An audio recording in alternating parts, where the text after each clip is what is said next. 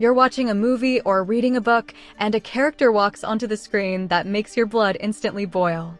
You aren't just rooting for the hero, you are actively and passionately praying for this villain's downfall. Some villains are cool. We buy their posters and wear their shirts. But then there's a specific breed of antagonist. These are the ones who feel a little too real, whose cruelty is so personal and petty that it hits us right in the gut. Today, we're diving into 10 villains we absolutely love to hate. Number 10. Dolores Umbridge. So silly of me, but it sounds as if you're questioning my authority in my own classroom. If you ask a Harry Potter fan who they hate more, Voldemort or Umbridge, 9 times out of 10, they'll pick the woman in pink. Why is that?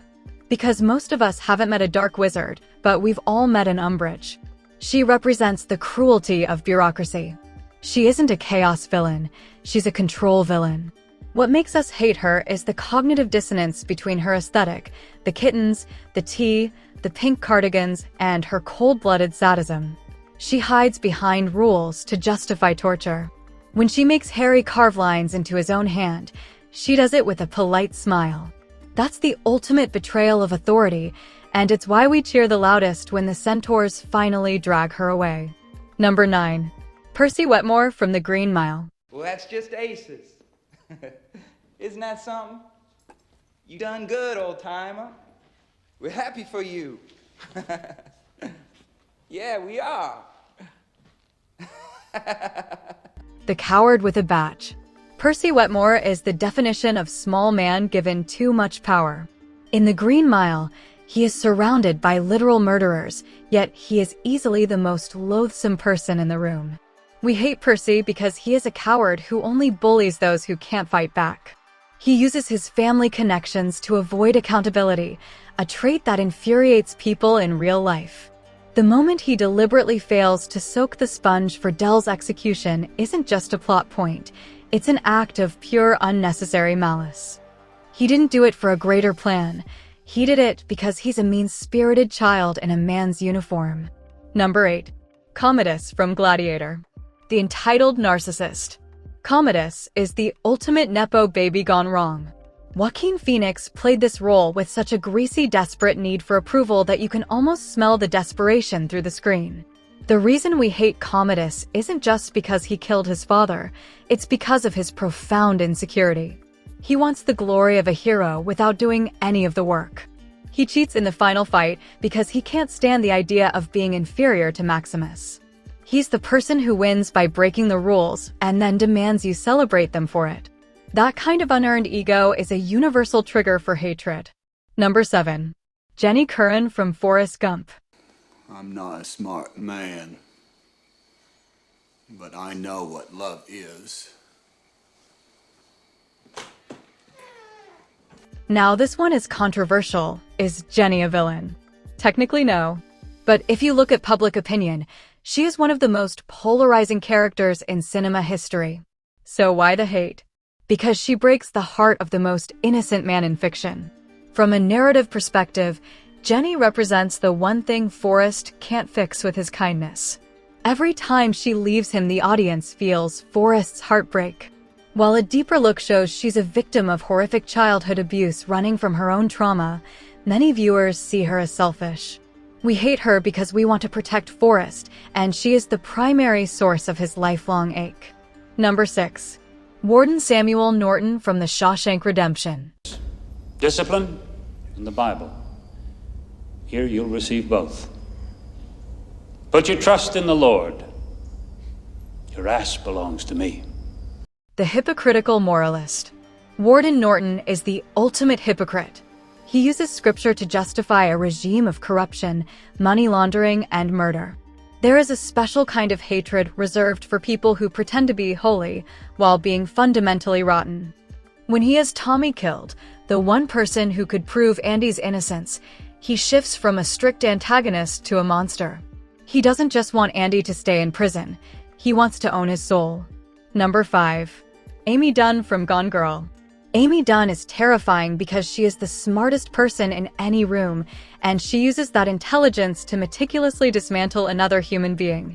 The cool girl monologue struck a chord because it exposed a social performance many people recognize. We hate Amy and love her for it because she represents our worst fears about intimacy.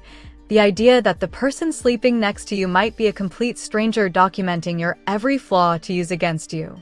She doesn't just kill. She frames, she manipulates, and she wins.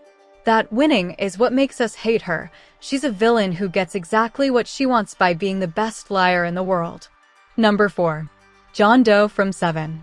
Kevin Spacey's John Doe doesn't even show up until the final act, yet he dominates the entire movie. We hate John Doe because of his moral superiority. He treats his gruesome murders as sermons. There's something uniquely aggravating about a killer who thinks they are doing the world a favor. He's calm, he's articulate, and he's utterly convinced he's the hero of the story.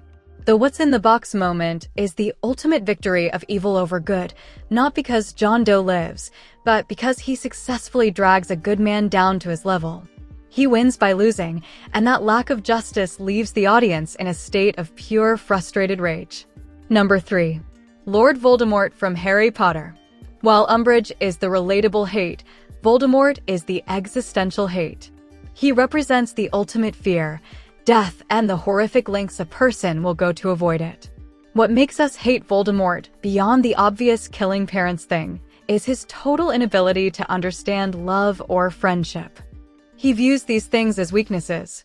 He is so convinced of his own greatness that he overlooks the small things: house elves, old magic, and a mother's sacrifice. He's the bully who thinks he's a god, and watching his soul wither into a pathetic shriveled form in the afterlife is the only ending he deserved. Number 2. Anton Chigurh. Anton Chigurh is less of a man and more of a natural disaster. He doesn't have a motive we can bargain with. He doesn't even want money, he simply follows his own twisted internal principles. We hate and fear Chigurh because he removes human agency. When he asks you to flip a coin for your life, he's saying your existence means nothing, it's just math and gravity. That coldness is deeply upsetting. We like to think our lives have meaning, and Chigurh is the walking personification of the idea that they don't. He's the boogeyman who doesn't hide under the bed. He walks right through the front door and asks you to call it. Number 1. Agent Smith. In the first film, Smith is a tool of the system. But by the sequels, he becomes something much worse, a virus. We hate Smith because of his sheer dripping contempt for humanity. His speech to Morpheus about humans being a virus and a foul stench is delivered with such visceral disgust that you can't help but take it personally. He isn't just a machine doing a job, he's a machine that hates you. He represents the loss of individuality, the idea that we can all be overwritten and turned into just another suit in the crowd. Whether it's the petty cruelty of Umbridge or the cosmic nihilism of Anton Chigurh, these villains work because they touch a nerve. They represent the parts of society and ourselves that we find most repellent: hypocrisy, cowardice, entitlement, and indifference. We love to hate them because in a world that often feels unfair, watching these characters get what's coming to them gives us a sense of moral clarity. So who did we miss? Is there a villain that makes your skin crawl even more than these 10? Let us know in the comments below. Don't forget to like and subscribe for more deep dives into the characters that haunt our nightmares.